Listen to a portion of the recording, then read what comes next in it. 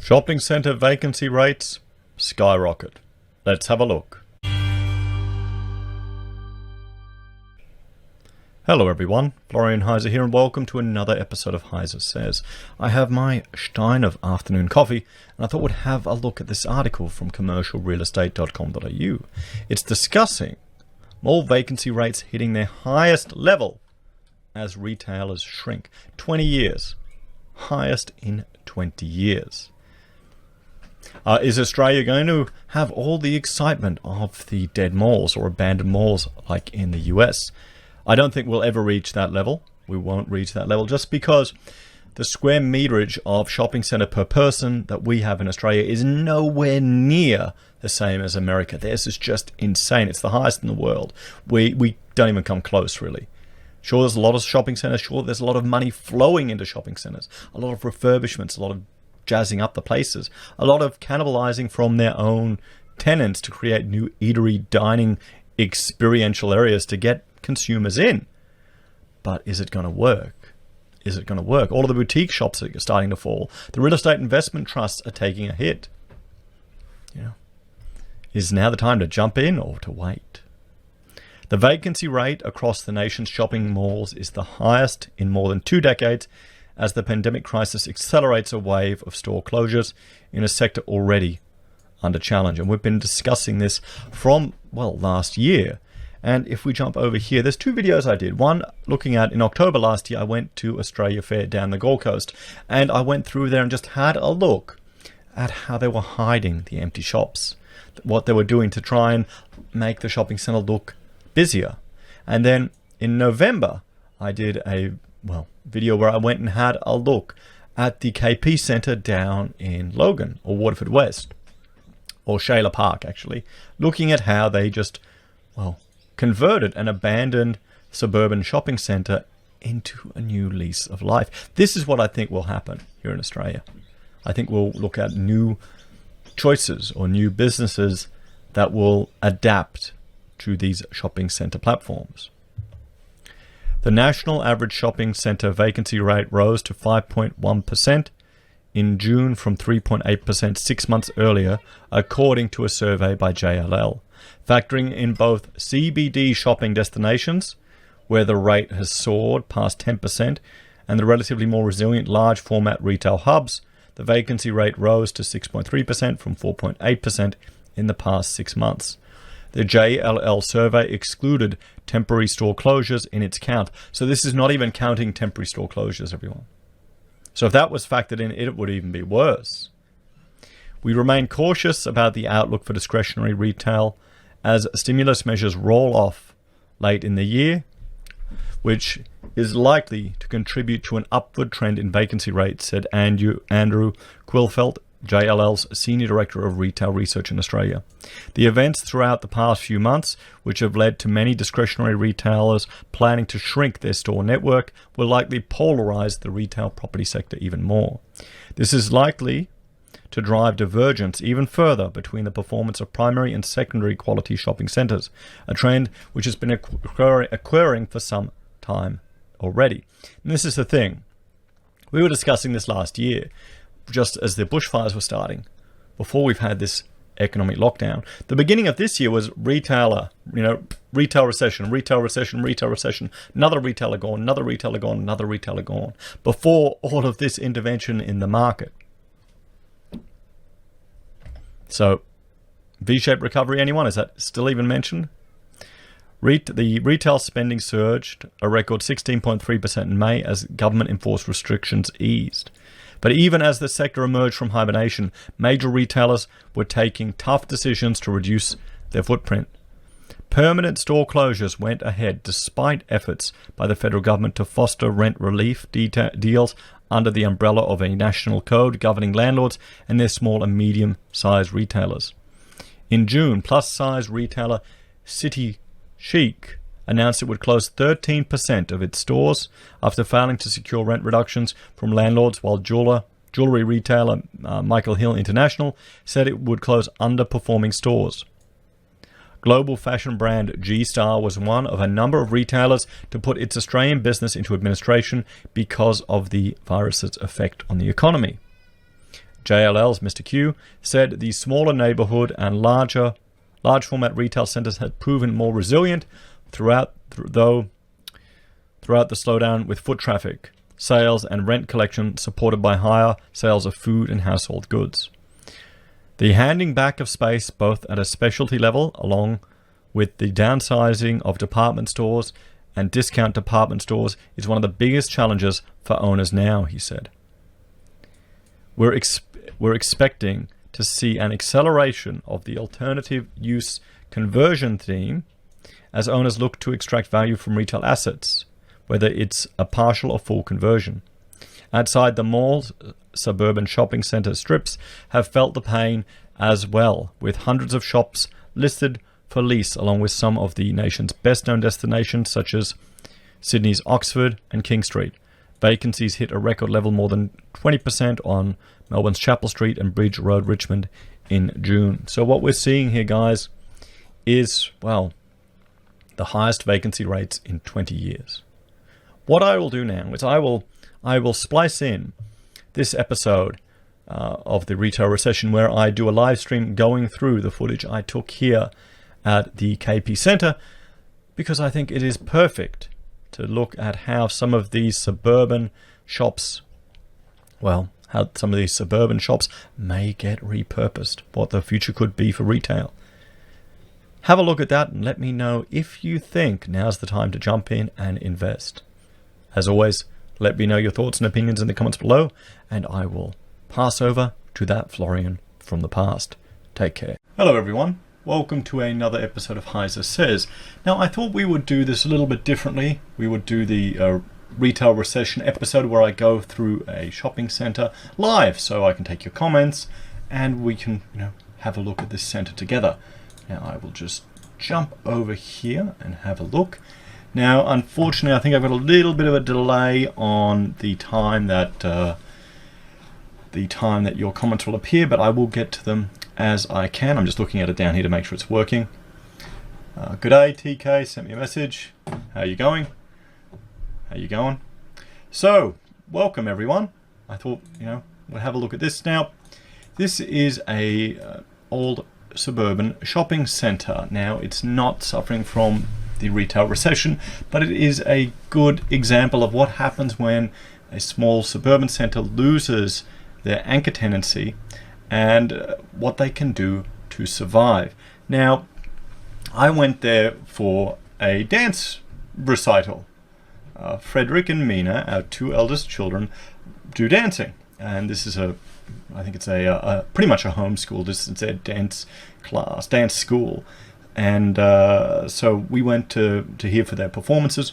Now, while Rachel was getting the kids ready, I was left with Odelia and Josephine to explore the shopping centre. And once again, guys, I took the footage on my phone. I got a little, holdy stick thing that I've been a bit lazy at using, but I still think it's good just to give us an idea. So this is the shopping centre here. We can see in the aerial. It was built in the 80s. Now, it had, my understanding is, originally a Coles anchor tenant, and, they disappeared. Now, the reason they left is we will just zoom out here. We'll have a look. And this is Shayla Park, for those of you that don't know. It's in Logan, south of Brisbane. If we have a look here, look at this slightly larger shopping centre here. This is the Logan Hyperdome. It was built and opened in '89. They just recently did refurbishment to the library and they've extended it numerous times. But we can just see from the aerial the difference in scale of this centre here compared to the suburban centre there. So honestly, if you're in the catchment zone for this guy up here, why wouldn't you try to drive here? You'd have more choice. The air conditioning would be more powerful. You go to the movies after, you go shopping. It's understandable, guys. It is understandable why people are going to this centre here and why this one's suffering. Now, I thought it's interesting to see what they did to maintain this centre, to keep it going. Here we go. I got a message from Daniel. Hey mate, have you noticed every second commercial unit are for lease in Brisbane? Look at Oxford Street, Bulimba, Racecourt Road, Ascot. I will go and have a look. I have noticed there's a lot empty. I know when we were getting out of our retail space, they were, I had a real estate agent engaged forever and there was no inspections, like one or two, very little interest. So yeah, yep, I would not be surprised if there's a lot empty there. But I thought this is a bit more positive to see how they could reuse these spaces, because you see in America they're just all abandoned and dilapidated. And here we go. So I've recorded this as a footage and I will play some of the audio now. I should warn you, I had the pram in one hand, the phone up here, and so Josephine would have to walk around with us. Rex is asking, it's a wonder security didn't stop you. Yeah, mate, there. I wouldn't worry about security at this type of center here. Okay. So what is the sound all good, guys? Let me know if there's any issues, because I'll play the desktop here and we'll just have a look at it here. So here's the sign of the center, the KP center. So they've changed it to function rooms and for hire.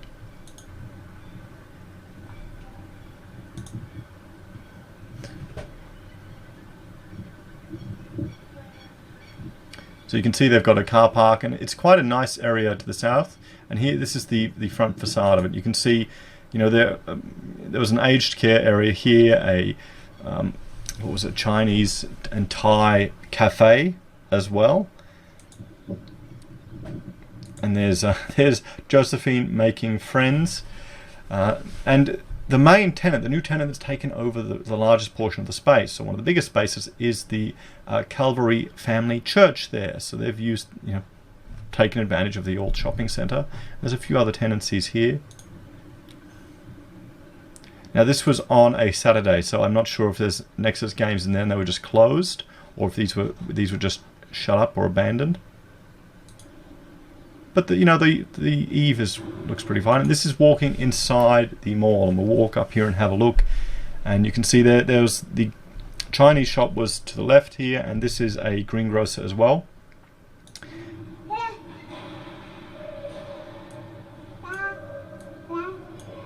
And you can hear Odie there. I'm just playing with the sound. Odelia. So here's some empty shops, and Rachel is going, yes, it was an op shop there. Okay, fantastic. So there's a mortgage broker here, and I mean, it wouldn't be surprised that they're closed on Saturday.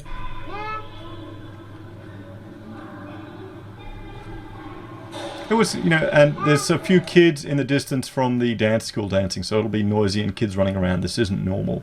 And I wasn't sure what was on the right there, the Trone wall, the little stone wall there. There wasn't a dollar shop there. There wasn't a dollar shop there. Now this confused me a little bit, because I saw like sustainable and all this stuff here, and I saw the stone caged walls, and that's a sustainable and efficient way of construction. I actually thought this place was a display place for these type of stone constructions. I didn't realize it was just the fit out, so I looked at it a few times. And this was one of the businesses that was open, a hair salon that was located in the center, and it was appointment only. Appointment only. And here we had a trophy shop. I mean, I guess a trophy shop is a destination shop. Do they get tax breaks for leasing it to a church? I don't think so. Now this here, that's a commercial space there. And here, hang on, here we go. This is a drafting business, a steel detailing, which is something I'm familiar with, well, with architectural work. And he actually came out of the shop while I was there filming, and I asked him, you getting good rent, that type of thing. He'd bought the tenancy. So you can see, for kind of turning it into essentially office space, it's not a bad idea. Not a bad idea. It gives you a premises away from home. You just don't want to have integrated power. That'd be the one thing I'd be worried about. I tried to plug in my point cloud scanning rental, because a lot of CLEs use it. You can see me pushing the pram there in the reflection. There was a dress shop, a wedding dress shop, or every dress under $1,000. And it looks like, the Chatsworth room, it's one of the function spaces that they can rent out there, it appears. There's Josephine following me behind. we have a look there. So you know, it's just a space that you could use for events. And that seems fine. And there's the church's office there next to the entry to the church and where we were having the performances. So they took what would have been, you know, a anchor tenant and converted it into something else. And there's another view down there. This is a dressmaker there, a seamstress.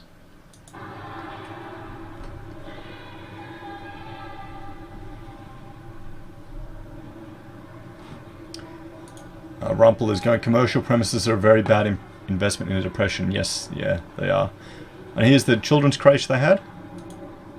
And there is Josephine following me and pushing Odelia in the pram.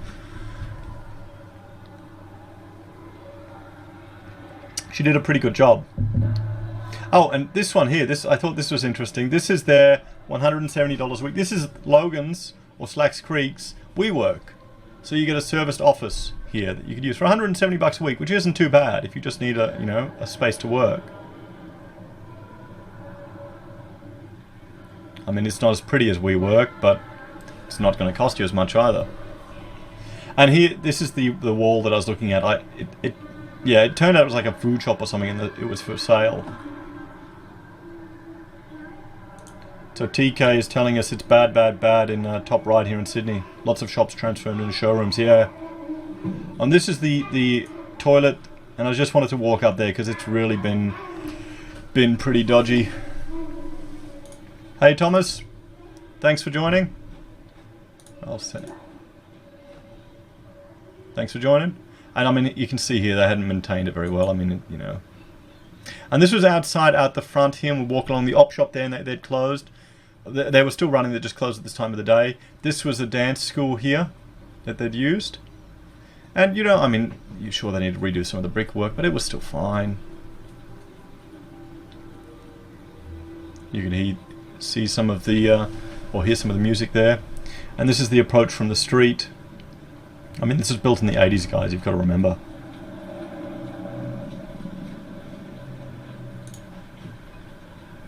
Rumpel is asking, can you get remarried with a cheap wedding shop there? It'll cost you 50 grand, 50k now, like the first time did.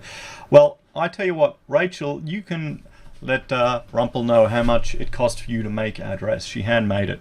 Mate, I got a good one. Here you go, here's the old loading dock there. There's Josephine. And there's the car park. I mean, there's a park on the other side, so it's not a bad centre. You know, universal access from the street to the shop really wasn't thought about back then as much as it was, or it is these days. And this is as well, this is some of the damage in front of the dance school, and I thought that was a little concerning. I mean, because that's an accessibility issue and a trip hazard. So this is just me being an architect noticing these things.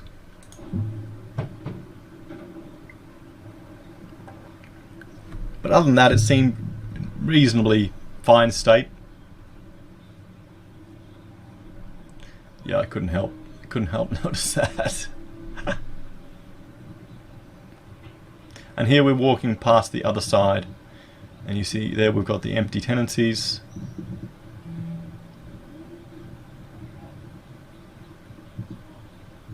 But it's not as depressing as some of the stuff I've seen from the US. They've got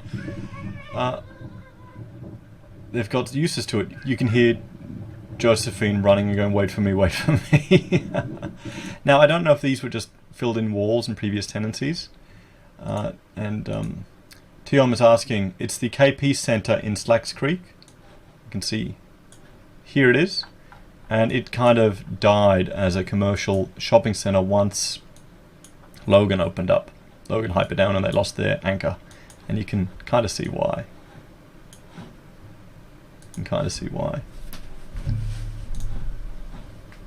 So we'll have a look here. And there you go.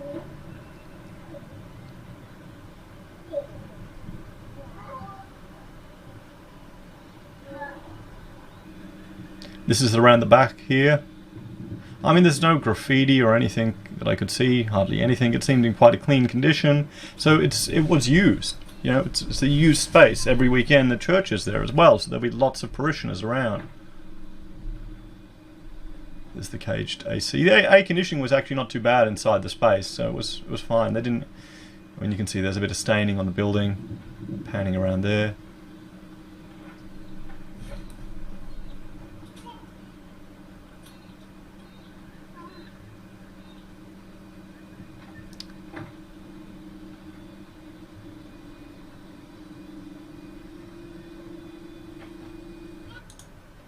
So guys, there we have the Shayla Park project.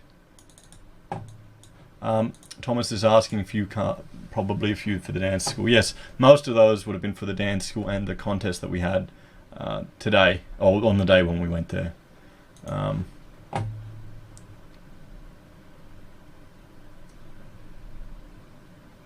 Gold Rush Towns version 2, busy one century, dead the next. Yeah, well, you know, that's kind of the way it is, isn't it? That's kind of the way it is. Daniel's asking, if you're not on the Cross River Rail or Queen's Wharf next year in Brisbane, I predict hard times. Sparky's in City on 35-hour, casual 1,000 a week. Why no one is spending?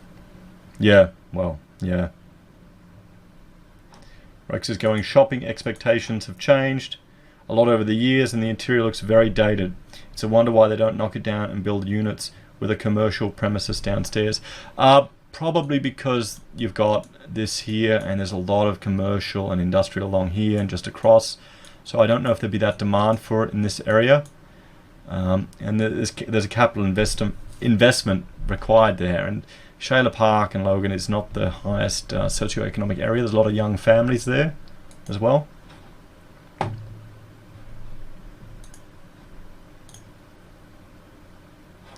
So yeah, guys, are there any other questions about it? I mean, we can have a look at it here. Oh, wait a minute. Gotta open it up.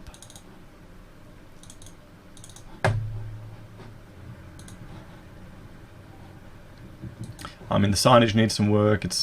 But yeah, as an idea, as a way of taking a shopping centre, which I know does look dated and tired, and rather than just demolishing it or leaving it abandoned to rot, you know, they're getting offices in there, they're getting premises in there to well, turn it into something. And a church as a new anchor tenant to ensure you get people coming there regularly, I think is a smart idea. You know, I think it's a good idea.